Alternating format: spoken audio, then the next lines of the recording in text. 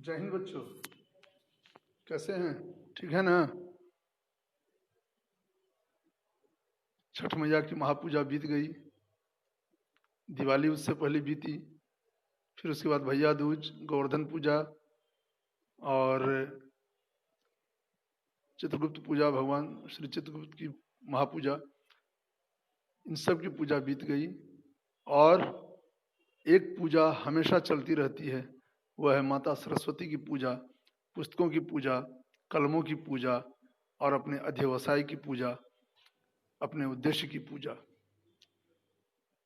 यह पूजा हमेशा चलती रहती है, यह कभी समाप्त नहीं होती। इसीलिए माता सरस्वती की जब पूजा होती है वसंत पंचमी के दिन, तो हम बोलते हैं मई रमस्व, क्षमस्व प्रसीद मई रमस्व। ओम सरस्वती क्षमस्व प्रसीद मई रमस्व। माता लक्ष्मी के साथ भी यही है, ओ माता लक्ष्मी क्षमस्व प्रसीद मई रमस्व जी। इन्हें हम अपने में निवास करने को बोलते हैं, है ना? तो यह भूमिका इसलिए मुझे कहनी पड़ रही है, बांधनी पड़ रही है कि छुट्टियों का अवसर गया और अब पर्वों का, त्योहारों का समय खत्म हुआ और अब आपको अपनी पढ़ाई से जुड़ना है, क्योंकि यह महापर्व है। सारे महापर्व हैं, लेकिन यह तो इसी पर्व की अच्छी तरह संपन्नता हो जाए, इसी पर्व की सुसंपन्नता यदि हो जाती है तभी सारे पर्व सार्थक होंगे। यह पर्व यदि कहीं कहीं या कहीं भी थोड़ा सा भी अपूर्ण रहता है, अधूरा रहता है, तो समझ जाइए फिर परेशानी ही परेशानी, परेशानियां ही परेशानियां, दिक्कतें ही दिक्कतें, असुविधाएं ही असुविधाएं। इसलिए बेहतर है कि यह पर्व पहले आराम से पूरा कर लिया जाए।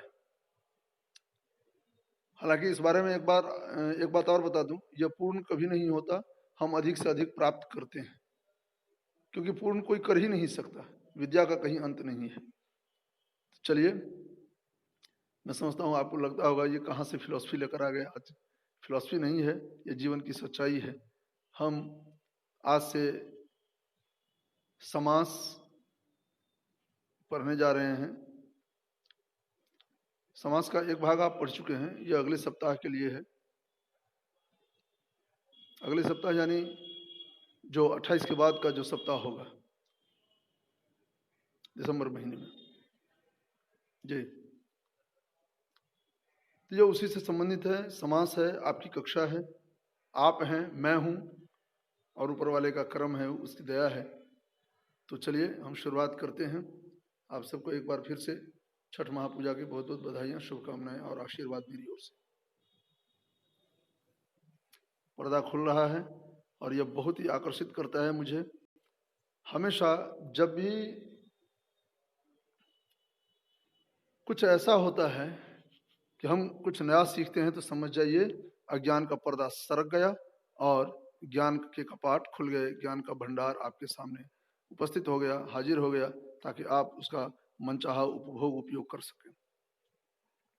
इस बार मैंने कुछ परिवर्तन किया है। आप सब वैयाकरणों के चित्र देख चुके हैं और बार बार उनके चित्र में दूं तो दर्शन तो महापुरुष हैं, उनके दर्शन होने चाहिए, लेकिन यहाँ जो है, यहाँ मैंने अपनी तरफ से कोशिश की है कि एक नया आवरण, नया कलेवर इसे दिया जाए।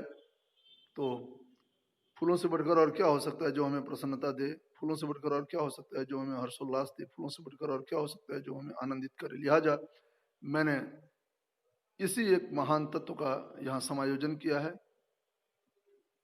एक धारी सी बना रखी है, एक इस कोने से उस कोने तक, ताकि आप प्रसन्न चित्त रहें। इसी तरह आप भी फूलों की ही तरह हैं, आप भी इन्हीं की तरह मुस्कुराएं, फूलें फलें और आगे बढ़ते रहें ज्ञान के बगीचे में, जीवन के बगीचे में, ज्ञान के मकरंदों के साथ। मकरंद यानी परागकण, फूलों के कण। सामान्य रूप में तत्पुरुष समास के, क्योंकि इससे पिछले हम जान चुके हैं समास क्या होता है, इसके कितने भेद होते हैं। सामान्य रूप में तत्पुरुष समास के 3 और भेद होते हैं।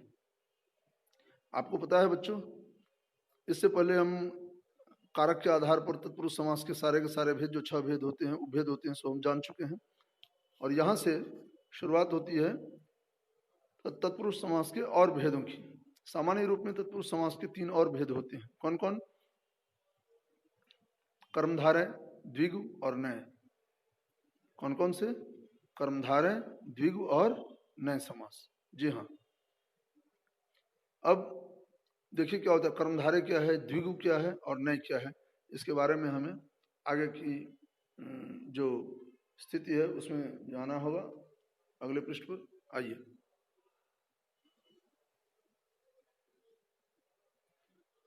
कर्मधारय, यदि समस्त पद का पहला पद विशेषण या विशेष या उपमान या उपमेय हो तथा दूसरा पद बचा हुआ हिस्सा तो कर्मधारय कहलाता है। जैसे नीलकंठ, कमलनयन, हयग्रीव, गजवदन, सौभाग्य आदि। अब यहाँ बहुत सारी ऐसी बातें हैं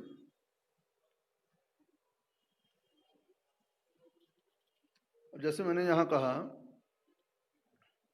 कर्मधारय यदि समस्त पद का पहला पद विशेषण या विशेष या उपमान या उपमेय। आप सब विशेषण विशेष जानते हैं, उपमान और उपमेय भी जानते हैं। नहीं जानते तो मुझे फिर से बताना पड़ जाएगा, मैं जानता हूँ। और आप भी समझ रहे हैं, बिना बताए तो मैं छोड़ूंगा नहीं। आपको समझना है, क्योंकि पढ़ाई में थोड़ी तो कठोरता होती है। जब तक हम कठोर ना हो, कठोरता मतलब ऐसी कठोरता नहीं, मारपिटाई वाली कठोरता नहीं, लेकिन समर्पण की कठोरता होनी चाहिए। जी, एकत्व की जो कठोरता है वह होनी चाहिए, एक निष्ठा की जो कठोरता है वह होनी चाहिए। क्योंकि जब तक इस तरह की कठोरता हम लागू नहीं करेंगे, हम पढ़ाई में पीछे रह जाएंगे। तो विशेषण और विशेष आप जानते हैं, विशेषण जो विशेषता बताए वो विशेषण है।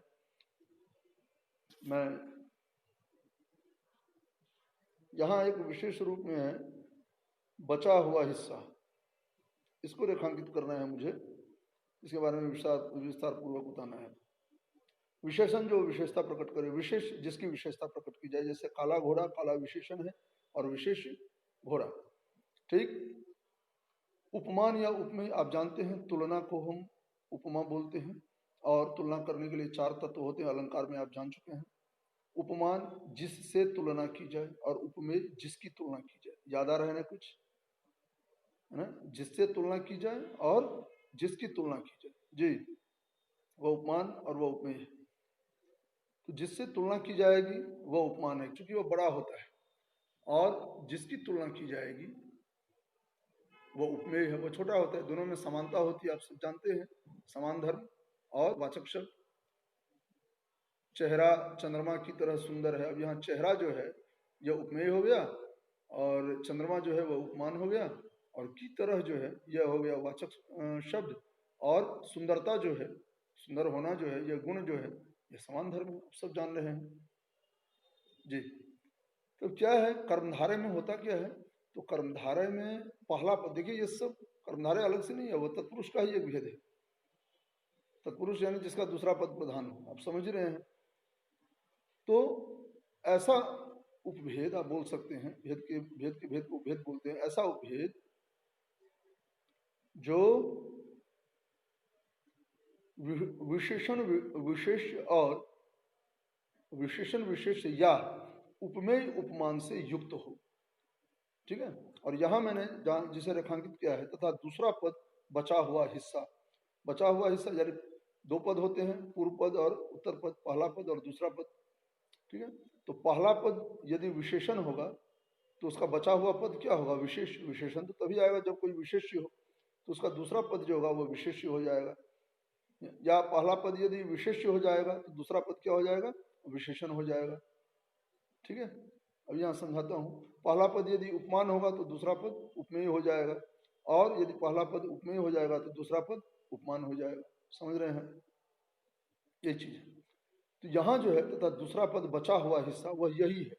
यदि पहला पद विशेषण होता है तो क्या बचता है, विशेष, तो वही बचा हुआ हिस्सा हो गया, वही बचा हुआ हिस्सा है। या फिर पहला पद उपमान होता है तो बचा हुआ हिस्सा क्या होता है, उपमेय।